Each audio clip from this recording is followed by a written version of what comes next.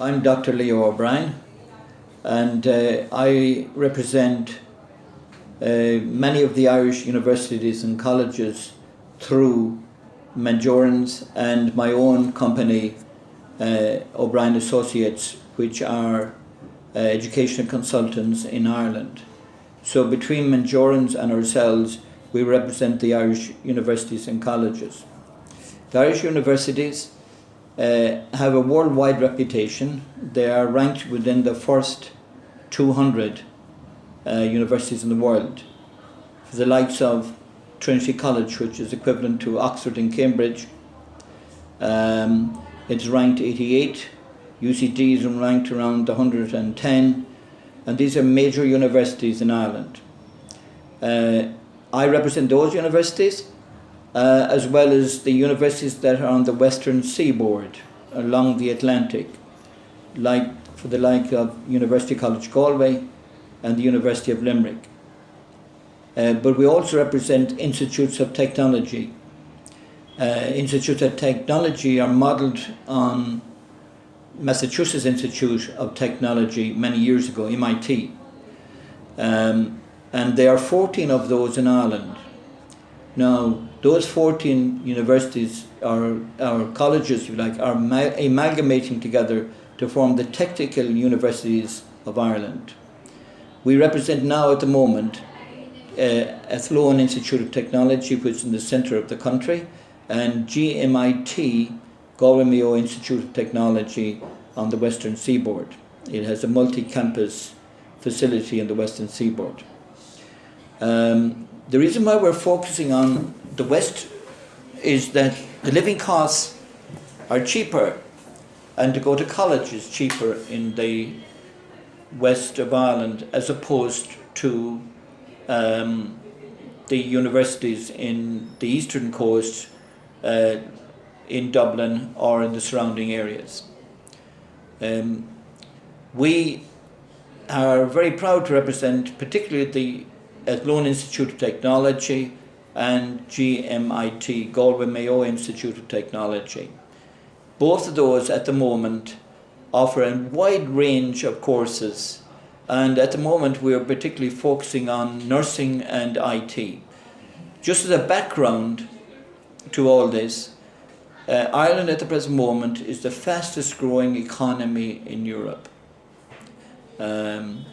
Its growth is primarily driven by foreign direct investment. Foreign direct investment, particularly by the United States, is huge. If you add up all the direct investment by the Americans in non-military investment outside the United States, most of it is focused on Ireland.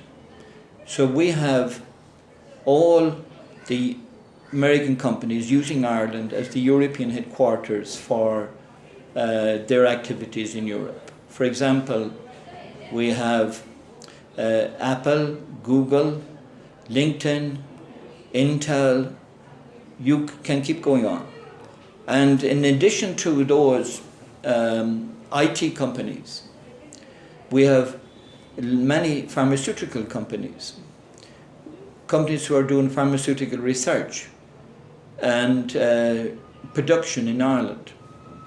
And they are doing this because Ireland has a green field persona, if you like. So it looks like when you're dealing with drug companies that they are being produced in a green field environment, and that is the perception of drug manufacture in Ireland. Ireland, of course, is the second largest exporter of software in the world. It is the European, particularly Dublin, is the European hub for software development. If you look at the statistics, America is number one in software development, and Ireland is number two, and India is number three. So for the small country of 6.6 million approximately, we produce more software than India. Of course, it's not that quite clear of definition, because Irish software industry and the Indian software industry works very closely together. Now, there are 7 universities and there are 14 institutes of technology, as I said earlier. Each of these offer, obviously, undergraduate, postgraduate, doctorate and postdoctoral research facilities. Education in Ireland starts with the child age 4. And then child goes to school. From 4 to 6, he's in infants, junior infants the first years, senior infants second year, and from 6 until 12, he's in primary school. And then he leaves that, or she leaves that, and then progresses to secondary school, where he does, or she does, the junior cycle of 3 years and then the senior cycle of 2 years. So by the age of 17, the child should go to university. And we have the highest number of children in Europe that are transferring from secondary school into university. It's the highest ratio. It's probably in the region of 80%. So they have a wide option of courses to do. Many courses involve engineering, pharmacy, nursing, you name it, business, accountancy, finance, journalism, media studies, and many other courses that Irish students can do.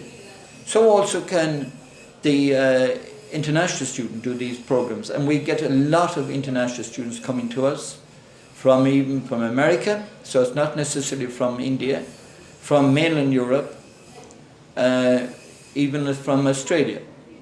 Now, why these people are coming, there's 2 reasons. First of all, we have a huge numbers of Irish people in the United States. Some people suggest it's approximately 60 million Irish, and many of those Americans come to Ireland for further study and to make connection with the homeland. And likewise in Australia, they suggest that 50% of the population in Australia is Irish extract. So that means that Irish people are avid travellers, and they continue to travel today abroad. Once the young people have finished their primary, or indeed their master's, or indeed their PhD program, they like to travel a while before they settle down. Many of them don't come back, unfortunately, as the state has paid for their education. Many of them don't come back, and they're cease to make a contribution to the country, which to me is not quite correct. So what it does, however, it means that there is a void there, even though, for example, in nursing, we have over 17 nursing schools, and yet we are short of nurses, because as soon as they finish and they graduate, they're in high demand internationally, and they can move out very quickly into other countries without hindrance. So the 17 universities, 17 colleges, we represent most of those, but through the Manjoorans OBA group. And we consider that the opportunities in Ireland in terms of international education is as good as any that you can get. Okay, so one of the things, however, is that if you come and you do your degree, do your master's, you have a 2-year stay-back option to find work. You will find work particularly in the information technology, in engineering and in nursing, and also in aviation. We are the highest owners of aircraft in the world through our leasing companies. 70% of the aircraft that are leased out today, approximately 3 out of every 4 aircraft are leased out of Ireland. So the leasing industry is huge, and involvement with that then is the maintenance and upkeep of these aircraft. So these aircraft are then, more often not, maintained in Ireland by EASA engineers, European Aviation Safety Authority engineers. So we have a lot of opportunities from business, from nursing, from medicine, for pharmacy, for engineering, for light engineering, heavy engineering, and aviation for our Indian students who want to come to Ireland.